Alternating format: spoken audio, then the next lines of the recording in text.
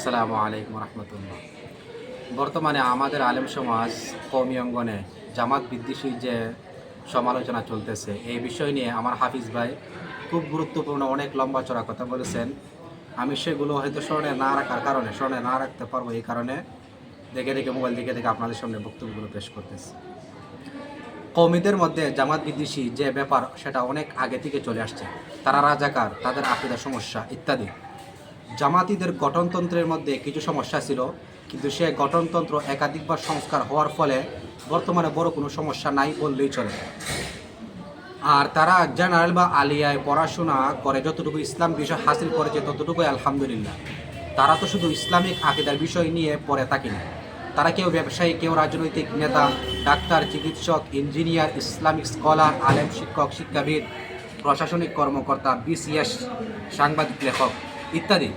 তারা অনেক যোগ্যতার অধিকারী। আর বর্তমান জামানা ইসলামের ফায়দার জন্য সব কিছু প্রয়োজন। মুসলিমরা শুধু এক জায়গায় সীমাবদ্ধ থাকলেই হবে না, যেগুলো ঘাটতি আছে আকীদার বা ইসলামিক বিষয় সেগুলো ঐক্যের মাধ্যমে প্রতিহিংসা না করে সংশোধন করেন, তাহলে ইসলামের বড় একটা ফায়দা হবে ইনশাআল্লাহ। কিন্তু কওমি অঙ্গনে কিছু পা চাটা মোল্লারা অতীতের সেই বিদ্বেষ নিয়েই পড়ে আছে। বলে জামাত নাকি ইসলামকে বিক্রি করে, বলে তাদের সংগঠনের নামের সাথে ইসলাম শব্দ কাইটা যা খুশি তাই করতে থাকুক ইত্যাদিগুলো বলে তারা অন্তরে বিদ্বেষ পোষণ করে। আর তাদের এই বিদ্বেষকে, ইগুকে টিকিয়ে রাখার জন্য আর কত বড় বড় ফিতনায় পা দিতেছে তার কোনো খোঁজখবরই নাই। যারা প্রকাশ্যে বলে শরিয়া আইন চাই না, আল্লাহ নবী কটুক্তকারীকে শাস্তি দিবে দূরের কথা, তাদের মুক্ত করে দেশকে চাঁদাবাজি, খুন খারাপ, দর্শন, বেহায়াপনার দেশে পরিণত করতে চায়, তাদের পা চাটে এই সমস্ত কাজ যারা করে তারা কি মুসলিম না? তাদের সংগঠনের নামে সাথে ইসলাম শব্দ নাই, এই দোহাই দিয়ে কি তাদের জন্য সব করা জায়েজ? পা চাটা জমিয়ত মোল্লারা কি ইসলাম বিক্রি করলো? তাদের সংগঠনের নামে ইসলাম যুক্ত নাই। হেফাজতে ইসলাম, তাতেও তো ইসলাম যুক্ত আছে। তারা বর্তমানে চাটাচাটি করে কতটুকু ইসলামকে হেফাজত করতেছে। এইসব মোল্লাদের দেশের ব্যাপারে কোনো খোঁজখবর তো নাই, আরও দালালিতে ব্যস্ত। অথচ যারা দেশের জন্য, ইসলামের জন্য কিছু করতে চাচ্ছে, সংসদে শরীয়ত আইনের কথা বলে, কোরআনের আইনের কথা বলে, তাদের বিরুদ্ধে লাইগায় আছে। আপনাদের মতে তো তাদের ইসলামিক জ্ঞান কম, কিন্তু দেখা যাচ্ছে তারা ইসলামের বেশি ফায়দায় বেশি আসতেছে সর্বক্ষেত্রে। আপনাদের ইসলামিক এত জ্ঞান থাকতেও কি করছেন? নিজেরা তো 100 বছরে কিছু করতে পারেননি, এখন যারা করতেছে তাদের পিছনে লাইগা আছেন। যদি বলেন গণতন্ত্র হারাম, তাহলে গণতন্ত্রের পা চাটেন কেন? মূল বিতর্কত কথাটা হলো, আধুনিক যোগ্যতার দিক দিয়ে ওইসব পা চাটা মোল্লারা ফেল। তারা যুগোপযোগী হতে পারে নাই, তাদের বেইল নাই। জামাত ক্ষমতায় গেলে তাদের বেইল নাও থাকতে পারে, এই বয়ে তারা জামাতের বিরোধিতা করে। জামাত তো কারো বিরোধিতা করে না, তারা ঐক্য করতে চায়, ইসলামকে এগিয়ে নিতে চায়। পা চাটা মোল্লারা এই পর্যন্ত সংসদে কয়টা লোক যাইতে পারছে?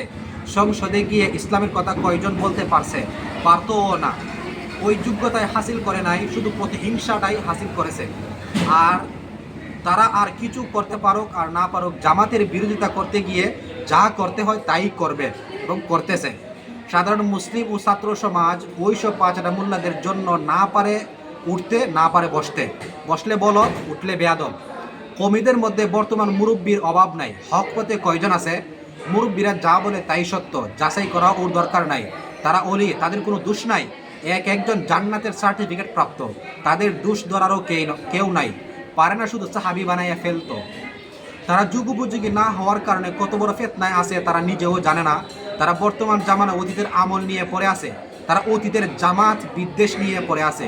বিএনপির অপকর্ম তাদের চোখে নেক কাজ মনে হয়। মুরব্বীরা হকের উপর থাকলো কই? তাদের বিরুদ্ধে কথা বললে কিছু পাঁচাটা মূর্খ গালিবাজ মোল্লারা বেয়াদব, বেজন্মা ইত্যাদি কত কিছু বলে। তাদের বিরুদ্ধে বলি না, মূলত তাদের দোষের বিরুদ্ধে বলি।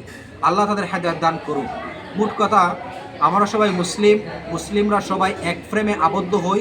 দলমত নির্বিশেষে আমরা সবাই মুসলিম। আমরা শরিয়াকে চাই, কোরআনের আইন চাই, ইসলামী হুকুমত চাই। আমরা সবাই যখন ঐক্যবদ্ধ হব, তখন এক একটা ইসলামিক রাজনৈতিক দল এক এক যোগ্যতা নিয়ে ঐক্যবদ্ধ হবে, তখন আর কেউ আমাদের রুখতে পারবে না ইনশাআল্লাহ। মতানৈক্য ইমামদের মধ্যেও ছিল, তারা তো কারো বিরোধিতা করে নাই, প্রতিহিংসা করে নাই। মতানৈক্য ইসলামের সৌন্দর্য, তা দ্বারা ইসলামের চর্চা হয়। মূল ভিত্তি কিন্তু একটাই, আমরা সবাই মুসলিম, এক কালিমারই ছায়াতলে হযরত মুহাম্মদ সাল্লাল্লাহু আলাইহি সাল্লামের উম্মত। আল্লাহ আমাদের সবাইকে ঐক্যবদ্ধ হয়ে ইসলামকে সামনে এগিয়ে নিয়ে যাওয়ার তৌফিক দান করুন এবং ইসলাম নিয়ে ষড়যন্ত্রকারীদের হেদায়েত দান করুন।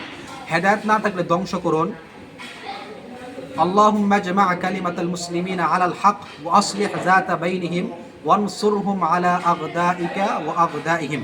হে আল্লাহ, মুসলমানদেরকে সত্যের উপর ঐক্যবদ্ধ করুন, তাদের পারস্পরিক সম্পর্ক সংশোধন করে দিন এবং আপনার ও তাদের শত্রুদের বিরুদ্ধে তাদেরকে সাহায্য করুন।